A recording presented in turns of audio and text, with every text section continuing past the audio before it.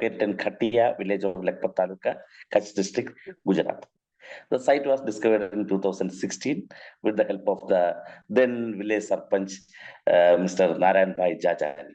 And after getting permission from ASI in 2019, we excavated the site for 3 seasons. At once, it declined and it slightly disappeared, but something was there. People were living in these parts of the world, and people were having these traditions silently. They were transferring it and they were modifying it, and such technologies have been reshaped and reappeared in subsequent cultural periods.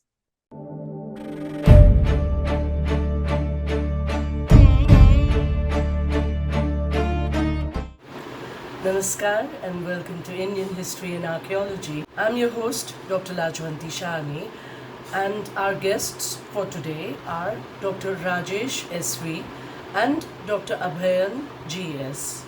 Both are assistant professors in the Department of Archaeology at the University of Kerala. Also, both of them have worked at Harappan sites in Gujarat. Dr. Abhayan, a warm welcome to you on the Indian History and Archaeology channel. It's a great pleasure to have you with us. Thank you. So, we're starting with our interview today. And of course, we usually have an interview with an archaeologist. That's a section that we have on our channel playlists. And today we have 2 archaeologists with us, Dr. Rajesh and Dr. Abhayan. Tell me one thing. I'm going to start off with your background to some extent. What made you choose archaeology? I'll tell you, my dream was to be the female version of Indiana Jones. I on Indiana Jones movies. So that's what I thought of archaeology as initially. Okay. So actually, I come from history background and completed my graduation in history. After my graduation, a new PG course started in University of Kerala, that's archaeology. So I passed the entrance exam, got admitted, and gradually developed an interest in the field. Oh. I had a great interest in the Indus civilization, and after completing my master's, I joined MS University of Baroda for my PhD, and now I am continuing my research in that field. So you got your introduction to archaeology through history? Yeah, through history only, yes. In your BA history itself, you got the even my pre-degree times, even my history, even my 10th, 7th, 8th, 9th, on those classes, I was always open to the civilization. And from that, I got some kind of interest for Indus civilization. And when I joined archaeology, means after that, after joining archaeology, I developed interest into that. I imagine that. I mean, for me, Indus happened, Indus literally happens to you. I think that's one thing. For me, that happened in my BA, actually. Okay. When textbook, we had the typical boat, the picture of the boat, the boat with the bird sitting on one side there. And I was so excited because I kind of related that to something I had seen in Dubai earlier with the dhows over there. So I was like, oh, they had, it looks so similar to something that I've seen. And wow, Indus people and all that. That was my introduction to the civilization there. Okay. Abhayan, what about you? Yeah, my story is not very excited one, but just like I started to know about archaeology only when I joined for the post-graduation in archaeology in University of Kerala.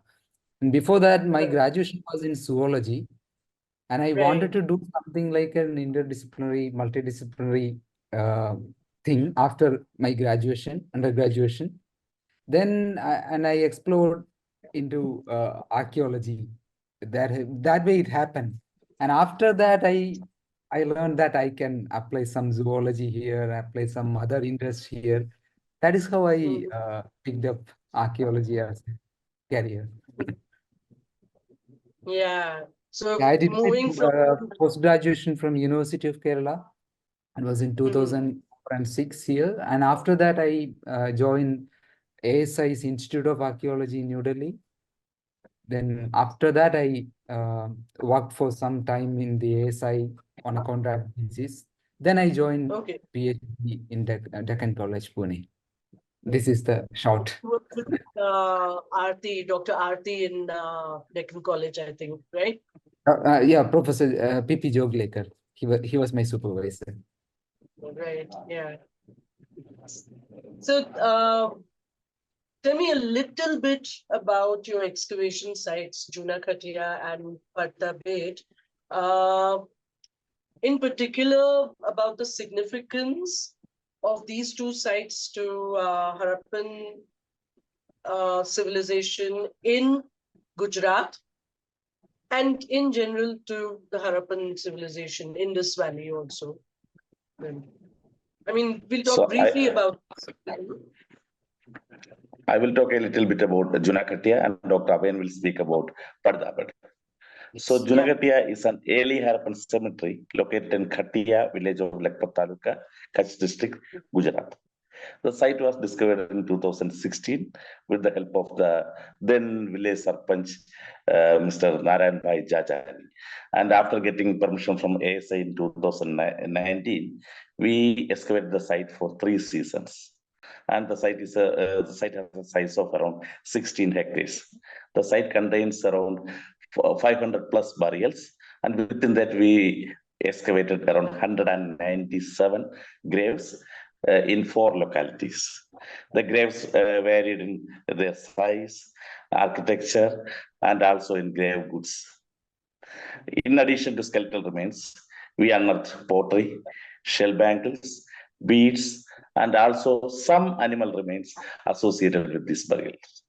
A large number of chalcedony blades, cores, and lithic debris were also collected from the surface. We have not, but the problem is we have not yet found a large habitation site associated with this cemetery, but we have identified a few small habitation sites. So our research is now focusing on these sites. We don't have much information regarding the interaction between Gujarat and other parts of the greater Indus region during the pre-urban or early Harappan period. Understanding these kind of sites is crucial to know much about the inter-regional interactions and movement of the people. So in order to understand these things, so we are currently working at the sites, Juna Khatiya and Paddapat. I think Dr. Abhayan can explain more about the site, Paddapat. Yeah. Yeah, once we started working on Juna Khatiya, I mean, especially after excavating Juna Khatiya, we wanted to see whether there are more settlements. And definitely, along with the excavations, we used to conduct a lot of surveys. And obviously, these surveys resulted into a lot of new settlements, which are earlier unknown to the academic community. And especially in this western part of the Kutch, many sites have not been reported earlier. And especially in the surrounding regions of Juna Khatiya, we could locate some small, relatively very small settlements having Harappan affiliation. Some are Okay. like mature Harappan, some are like late Harappan. They are a mixed, there are a mixed kind of sites surrounding this Juna Khatiya region. And this Paddapat is one of such sites that we discovered during these surveys. And this Paddapat is was in our list for taking up excavations. And this year, in the beginning of 2024, we excavated Paddapat for further knowing the connections between this bigger burial site and other Harappan settlements in the area. And this is a focused excavation that we conducted in this year for answering certain questions we had in mind. And similarly, we will be exploring into other sites surrounding Juna Khatiya. Like there are some other sites like Dhwajagad, Darashwala, etc. So, Partabet, what period does that fall into? Padadabet is a relatively a small site with a very thin, flimsy deposit, and a lot of disturbances have already happened. All right. And this site has a we are having two different localities on the site, and from the locality one we have mostly we have mature Harappan and late Harappan ceramics, and Okay. the corresponding settlement evidence. And from the locality 2 area, we have this early Harappan ceramics, dominated by early Harappan ceramics. So it's possible, or from a kind of conjecture, that they may be related to the Juna Khatiya site also. Exactly, The the earlier, locality 2, which is apparently related to early Harappan cemetery at Juna Khatiya. right. Okay. So, Dr. Rajesh, you mentioned the Indus civilization, Indus culture as one of your interest areas as such. And you also talked about origin and development of urbanism in this region itself. Um, could you elaborate a little bit more about the origin of urbanism? So actually, it's a very controversial thing, and there is a lot of debates happening on this thing. There is a debate Yeah. among scholars regarding the origin of early Harappan regional Chalcolithic cultures in Gujarat.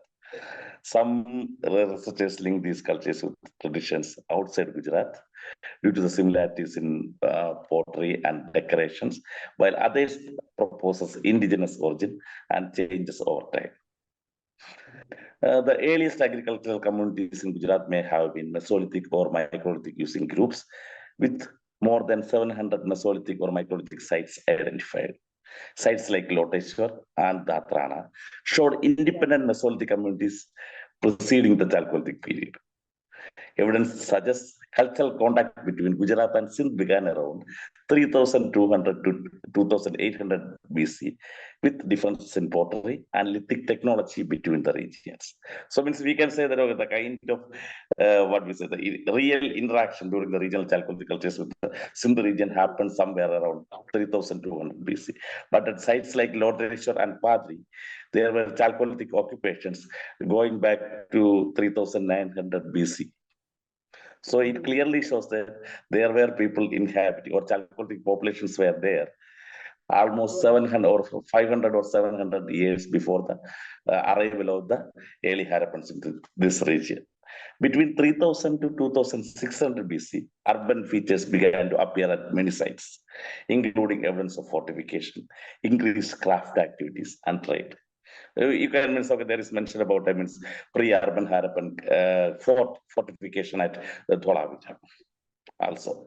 Then the jump to full urbanization in the greater Indus Valley occurred very rapidly. Means with the mature Harappan phase. So around 2600 BC, there you can see a lot of urban centers, more than five urban cities, major cities and towns. And so in between 2600 to 1900 BC, we can see all these features.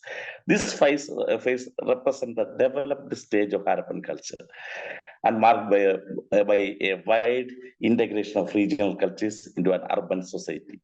Characteristic features of this period include homogeneity in material culture, the so-called, and then complex craft activities, standardized weights and measures, and an undeciphered script, and also very good evidence for maritime trade. So this is the brief about the Harappan urbanism. Okay, so there are a lot of complex issues because some people connect urban feature with the cities, and some people, okay, if you try to impose God and child's model, sometimes it may not fit. So there are a lot of issues in this thing. So we can conceive it as like that. Okay, the urbanism is the result of the cultural contacts with the Sindh region, and gradually it happened in Gujarat region. Yeah. Even in Rajasthan, we have some cultures over there also, Ahar culture, where they have urbanism too, Yeah. which is not related to the Harappan at all. Yes. Sorry. So there is some interaction, and at the same time, there is some individuality also in the cultures. Yes, definitely. Yeah. Do you see individually urbanized cultures in Gujarat? No, I am not saying that they were actually means we are seeing them together. Because Yeah. when you look in the pre-urban Harappan period, they had means of some independent existence. Gradually, they are coming into contact with the early Harappans in the regions. And then means when we are in the urban period, we are seeing them together. Right. They have Okay. some kind of contacts is there. They are not means Okay. independent. We can't see them separately. Even the classical Harappans, we can't see them separately. So there are everything we means okay, we can see a kind of means integration in that time period. Mm. Yeah.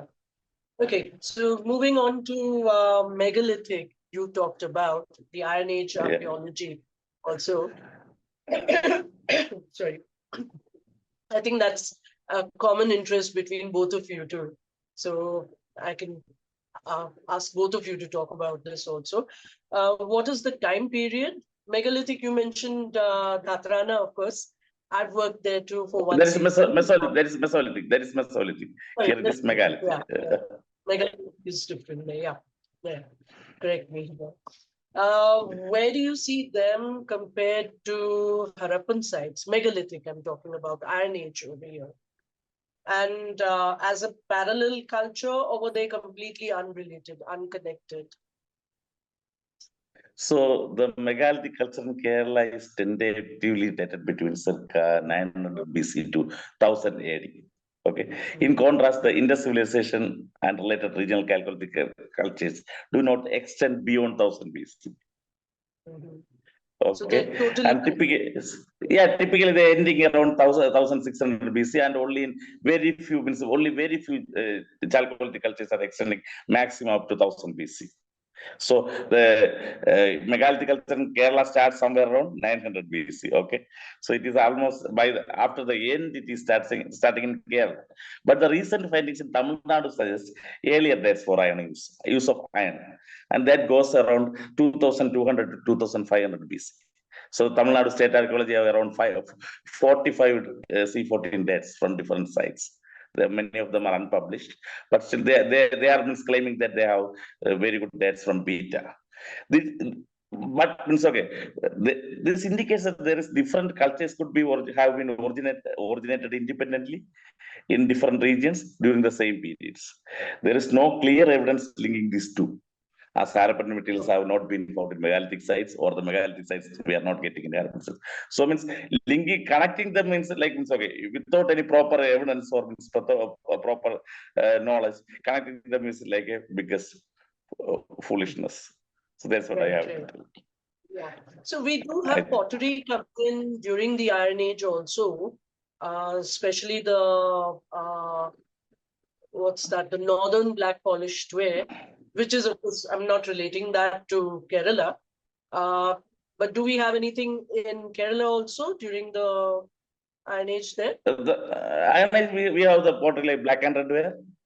Then we have russet coated pottery, and then means some kind of red ware vessels are also there. Okay. Great. Yeah, because this the black and red ware technology happens, so that continues in megalithic period. Even if you look in the site like Vatnagar, there it is happening. There you are getting that is even the medieval period. So that technology is continuing, but the shapes and the shapes are totally different in different periods. Yeah. So black and red ware, of course, seems to be kind of the common, should we say, the common thread in most of the findings across. Because in the megalithic you are getting black and red ware, even the charcoal means there is actually just a technique. For example, if you look in the Egyptians, there is black top pottery. There is the same black and red ware. So this is there in various cultures. It is just a technique of making producing pottery. Yeah. Correct. Yeah. I think Dr. Abhayan can add more about this megalithic stuff now. Yeah, this megalithic culture is an entirely different entity, and it has some different character itself. And in some other ways, they are connected as well. In a sense that there is some continuity of traditions. Like you see this exactly the similar kind of carnelian beads during the Harappan times. You will see carnelian beads during the megalithic period as well. But, Yeah. but if you look them very closely, and if you look them with some precise criteria, they are different. But there is a common thread of this kind of a continuity in traditions. But their manufacturing technique and their perforation techniques, everything is different when it comes to the Iron Age. But that Okay. thing is still there, then that etching patterns are there, that sort of tradition continues. And similarly, you can see some sort of traditions in pottery, in many other artifacts as well. In that way, these are all some continuity of traditions, but not culturally they are overlapped or culturally they are connected. They fall in slightly different chronological time periods also. So would you say that they probably copied certain aspects of the Chalcolithic technology? That is not Or tried? actually copying, that is a continuity of traditions. And these techniques and technologies, they develop through generations. Sometimes Right. they are prominently reflected in a particular culture, but if it is Mm. not there, that technology still travels through some artisans, through limited number of people. Maybe some people have been controlling the technology, but definitely that technology must have traveled from one culture to another, but in a quite different way. Not exactly the same way, but they have made some changes to their technology, obviously, through the development of different kind of materials like iron. Obviously there should be some sort of technological change in the production of beads and any other things. That way they are kind of transferring knowledge from one generation through other. Yeah. Yes, because there's also this time gap that we're looking at from the Chalcolithic to the Iron Age. There's a long gap, as Dr. Rajesh just spoke about. Right. So there is no direct interaction between the two groups, and yet the technology has, kind of come down from one group to another, which is of course over down the generations. It is something that has survived. Yeah, of course. When The you memory of speak that about Harappan technology and civilization, existence. yeah, then Yes. Harappan civilization didn't die at once. It declined and it slightly disappeared, but something was there. People were living in these parts of the world, and people were having these traditions silently. They were transferring it and they were modifying it, and such technologies have been reshaped and reappeared in subsequent cultural periods. Right. Because this is something that I saw in my own research also in seafaring. So shipbuilding technologies also, which after the Harappan seafaring activities ended, and you have some gap, and then again you have the same activity continuing on. It's not something that is forgotten. That's the whole idea, that these technologies survived over the millennia, and probably, whenever it was feasible for the people to bring it out, maybe the economy was more supporting, that they Of could course. bring it up again. Yeah, even Right. if we look into the modern days, means okay, the pottery is produced by the people, even the redware but they are not Harappans or they are not the Megalithic people. But the means okay, there's a continuation of the technology because the culture may be the other way, and the people are not dying out completely. So they are continuing them in different way. So that is what means. So that's why we are getting these kind of materials in different cultures, different traditions, and even the technology means okay, we can see the kind of changes happening in these things. Even in modern days, if you look into the, like Philips in 19, how it was in 1970s, it has some modification. There are certain elements still continuing. Some things are changed the same way we get. Yeah, in fact, I'd recently interviewed Dr. Alok Kanungo. He also talked about bead manufacturing. And Yes. I mean, he was, of course, working on different kind of material, glass and Glass, mainly, yeah. glass. Yeah, yeah. Yeah. So again, that was also technology being transferred through generations, through millennia. This is Yes. something that actually one needs to keep in mind, really, in the sense that it does not kind of die out. It dies down, maybe a little bit. Yeah. So, but then the tradition is maintained. Yeah. So Yes. maybe from father to son, the art continues on that way. Right. So, Dr. Abhayan, in fact, I wanted to ask you about, you said you've worked with ASI and you worked with at a lot of sites, varied sites across the country, in fact.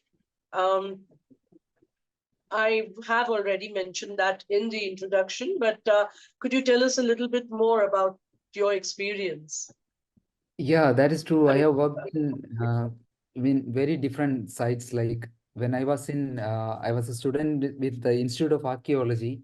We had an excavation camp at Jofardi in Bihar.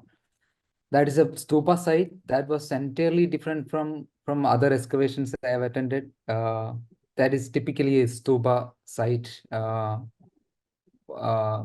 with a lot of NBPW deposits surrounding that stupa. And that was a very different experience. When I joined some other excavations later, I was fortunate enough to participate in one of the excavations in Haryana later, a site called Karsola. That was a kind of late Harappan and PGW kind of site. And that experience was quite different, and everything was different from the stupa site. And then I had chances to attend some megalithic excavations, other Harappan excavations in Gujarat. It is all sites, each site is different in terms of yeah, experience.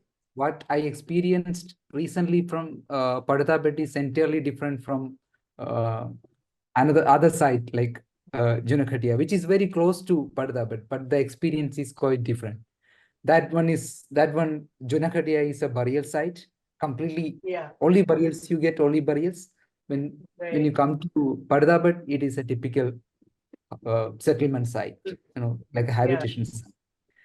And all these excavations, irrespective of the time periods, every excavation site is a new experience. right. So that's actually exciting too. I mean, there are archaeologists who worked on one site more or less, maybe 2 or 3 sites almost throughout their career as such, and then of course, maybe that's also partly because with ASI, you get to experience all around the country also. So, I mean, there is that That was a difference really also nice that, experience. yeah, something different that you get there also. So you've been studying fishbone remains. How did you get interested in this? Of course, you said you're from zoology background there. For Yeah, our and I wanted viewers, to. could just help us there. How do these studies, particularly fish bones, help us to know more about the ancient people? Right.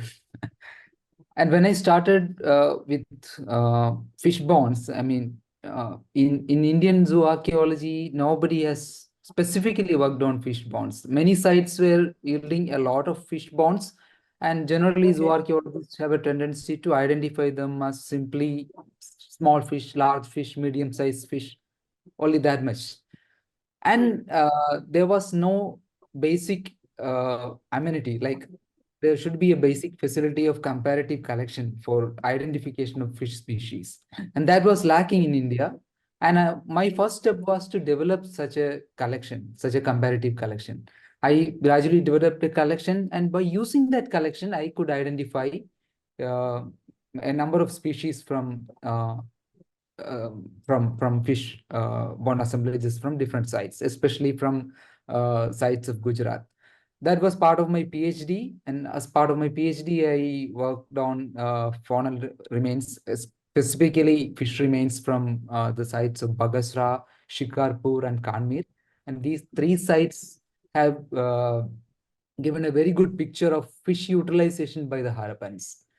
And finally, when I went through the analysis, I could observe some sort of fish consumption pattern changes from one phase to another, especially during the mature Harappan phase.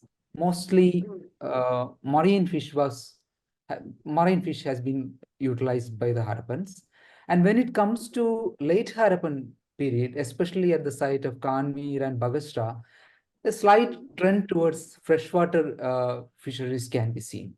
And these sort of All right. interesting changes can be seen, and some other patterns of use of certain specific species. Was That it is also possible the previous species was not available for whatever reason? there could be some shifted to- reasons. I have proposed some reasons behind that. That could be because of some sort of slight environmental changes, maybe some sort of cultural preferences. That could be anything. But it is interesting to see that sort of a change. Yeah. So would you be able to tell as to what they would have used for fishing, the implements that they would have used, fishing hooks? Fish hooks have been reported from many Harappan sites, and apart from these fish hooks, we have some pottery paintings with a man having a fishing net in hand. Yes. And this sort of indirect evidence we have. Other than that, there could be some fishing techniques like trapping of fish that is still in vogue in the Kutch region, and that sort of Right. technique they must have used, but we don't know such. We don't have such direct evidence from archaeological sites, especially for the traps and similar kind of fishing gears. We don't have any archaeological evidence, but it can be assumed based on ethnographic observations. Well, that's wonderful, absolutely. I think we're going to end the interview part of the interaction over here because we have your presentations coming along also. And if our viewers have any questions for you, we'll ask them to put the questions down in the chat next to the video when the video goes live, or in the comment section also. And if you happen to be with us during that time, if you could answer to the queries, that'll be really wonderful too. Sure, sure. Oh, thank you. Thank you so much Thank for you. joining us. Thank you. Thank you so much.